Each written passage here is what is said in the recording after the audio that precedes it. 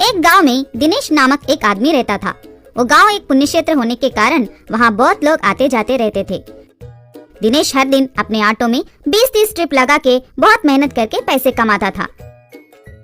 कमाए हुए पैसों से बीवी कुसुम और बेटा वीरू का देखभाल करता था। बचे हुए पैसों को वीरू के लिए बचाया करता था। उसी गांव में शेखर नाम का एक दूसरा ऑटो वाला रहता था। शेखर को दिनेश से बहुत जलन होती थी। शेखर मन में, ये क्या रात दिन मेहनत करके बहुत पैसा कमा रहा है, इसे किसी भी तरह बर्बाद करना होगा, नहीं तो इसकी वजह से मुझे नीचा देख रहे हैं, कहकर सोचने लगा। एक दिन दिनेश के ऑटो के पास सूट पहनकर एक आदमी आया। Are you mister Dinesh? हाँ, यस सर, मैं ही दिनेश हूँ। आप मुझे कैसे जानते हो? मेरा नाम माइकल है। मैंने डोला नाम का एक ऑटो ऐप बनाया। तुम्हारे जैसे मेहनती ऑटो वालों को ढूंढ रहा हूँ। मैं हमारे कंपनी के ओर से 10 ऑटो दूंगा।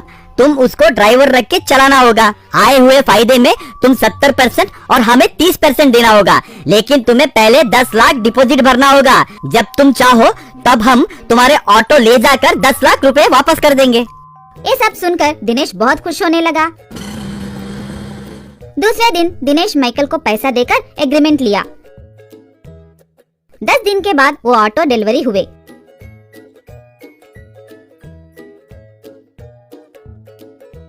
कुसुम खुशी से उन ऑटो को आरती दिया। उस ऑटो को तलाश करके दिनेश चौंक गया। क्या हुआ जी? ये पूरा ऑटो खाली है, इसमें इंजन नहीं है।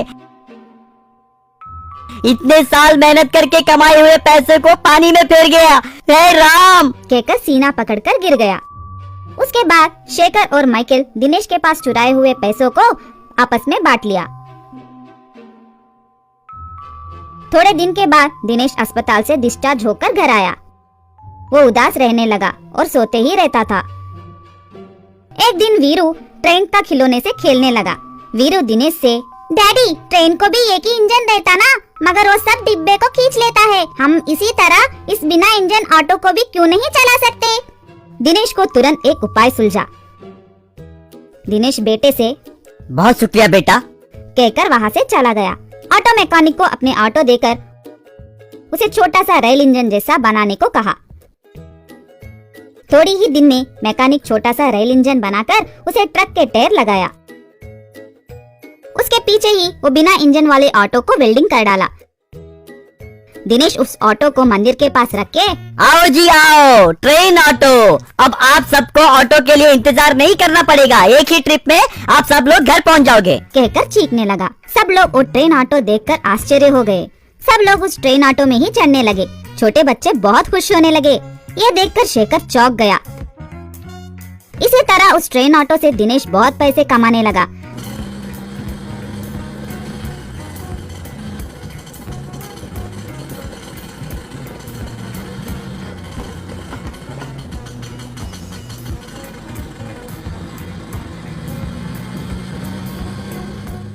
शेखर के ऑटो में कोई भी नहीं चढ़ रहा था। इस तरह दिनेश 1 साल में ही उसका खोया हुआ पैसा पूरा कमा लिया। एक दिन शेखर दिनेश के पास आके, मुझे माफ कर दो दिनेश भाई, तुम्हें हराने के लिए मैंने मेरे दोस्त से मिलके धोखा दिया। मेहनत से और भी लाभ पाए, किसी को धोखा दिए तो नहीं छोड़ेगा वो भगवान। ये मुझे आज पता चला। ये लो तुम्हारे पैसे, मुझे माफ कर दोगे ना?